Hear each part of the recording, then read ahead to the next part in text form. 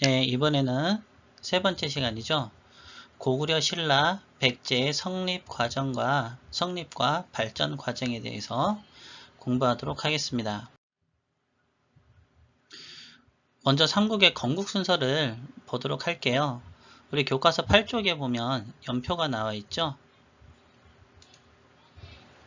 네, 신라는 박혁거세가 기원전 57년에 건국했고, 네, 고구려는 동명성왕, 고주몽, 우리가 흔히 주몽으로 알고 있죠. 네, 기원전 37년에, 그리고 백제는 주몽의 아들인 원조가 기원전 18년에 건국을 했습니다. 자, 그러면 순서대로 보면은 신라, 고구려, 백제 순서대로 건국이 되었는데, 우리 교과서에는 백제, 고구려, 신라 순으로 나옵니다. 아무래도 이건 우리 뒤에서 배우겠지만 백제, 고구려, 신라의 전성기 순서대로 교과서가 작성이 된 것 같습니다. 그럼 백제 먼저 하도록 하겠습니다. 백제의 성립과 발전 과정입니다. 조금 전에 백제는 기원전 18년에 건국되었다고 했습니다. 건국 과정을 간단하게 알아보도록 할게요. 네, 부여에 있던 주몽의 아들 유리가 고구려로 옵니다. 고구려는 주몽이 부여에서 탈출하면서 세운 국가지요. 근데 탈출할 때 주몽은 결혼을 했었는데 그 자식도 있었고요. 근데 부인과 자식을 데리고 오지 못합니다. 그리고 나중에 이제 주몽의 아들 유리가 커서 고구려로 오게 되죠. 자, 그렇게 되자 주몽의 아들이었던 비류와 온조가 어머니 소소노와 함께 고구려를 떠나게 됩니다. 주몽이 자기 이제 큰아들 유리가 오니까 유리에게 왕위를 물려주겠죠. 그러니까 이제 비류와 온조는 왕위를 받을 수가 없죠. 그렇게 해서 새로운 땅을 찾아 떠납니다. 네, 그렇게 해서 남쪽으로 내려왔는데, 네, 형은 미추홀 지역, 지금의 인천이고요. 동생은 위례 지역, 지금의 서울입니다. 이쪽으로 각각 나눠지게 돼요. 형은 이제 동생 위례로 안 간다고 했고요. 동생도 역시 미추홀로 형을 따라가지 않았죠. 하지만 미추홀 지역이 바다가 가깝지 않습니까? 인천이. 그래서 농사가 생각보다 잘 되지 않았어요. 그 백성들이 좀 살기 힘들었고, 그래서 비류가 죽자 온조는 미추홀에 있는 백성까지 받아들이면서 백제를 건국하게 됩니다. 네, 백제의 전성기에 대해서 알아보겠습니다. 네, 4세기. 세기는 100년 단위로 연도를 세는 거라 했죠. 4세기는 여러분들 기억납니까? 지난 시간에 했던 거? 네. 301년부터 400년까지가 4세기입니다. 자, 이때 근초고 왕이 백제의 전성기를 이끈 왕입니다. 영토 확장을 했는데요. 자, 남쪽으로 남해안 지역까지, 지금의 전라도 지역까지 영토를 확장하게 되고요. 북쪽으로는 평양성을 직접 공격해서 고구려의 왕인 고국원왕이 전사하기도 합니다. 근데 어떻게 보면 고구려와 백제는 서로 형제가 세운 나라죠. 그러니까 고구려 주몽의 아들이 내려와서 세운 나라가 백제인데 어떻게 보면 핏줄인데요. 이 일을 계기로 해서 엄청난 원수가 되고 말지요. 자, 그리고 근초고왕은 해외로도 활발한 교류를 했는데 중국의 왕조와 교류를 했고요. 요소지방까지 진출을 하게 됩니다.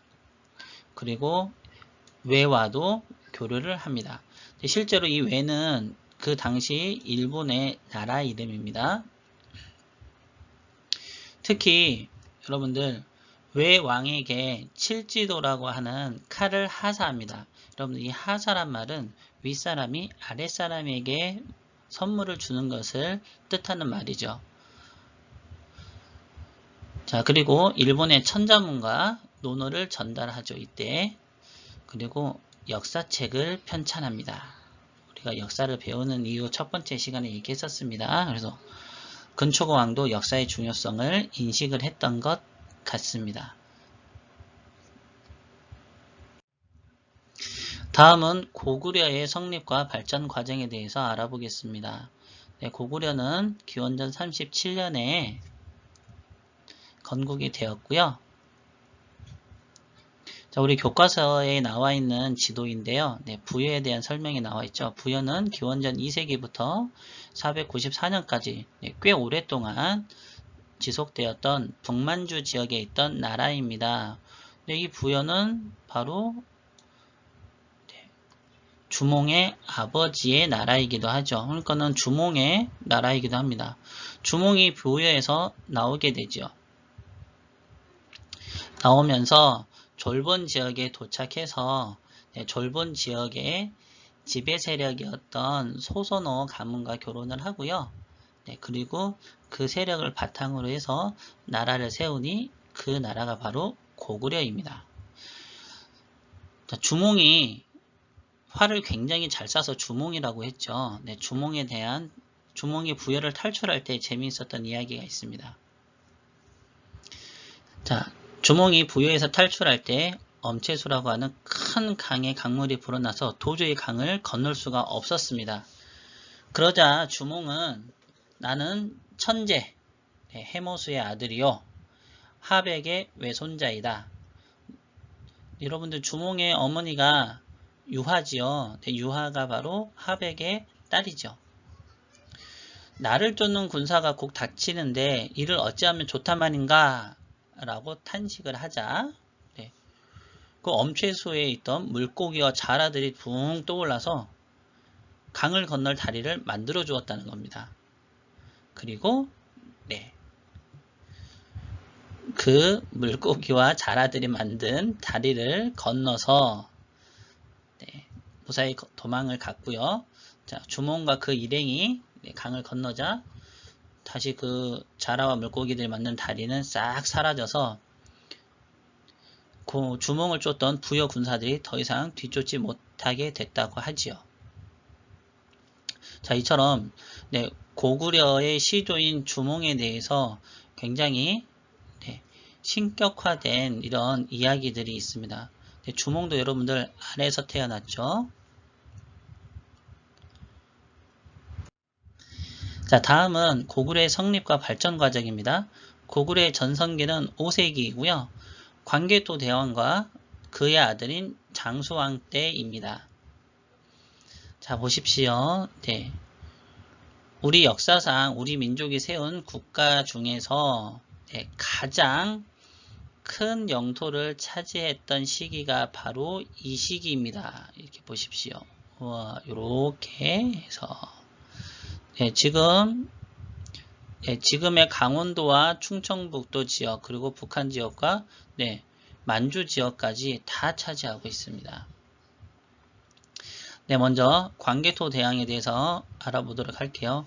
광개토 대왕은 391년부터 413년까지 왕위에 있었으면서 그 이름 광개토, 넓을 광이죠. 땅을 넓게 개척한 왕입니다. 즉 영토 확장에 굉장히 힘쓴 왕이죠.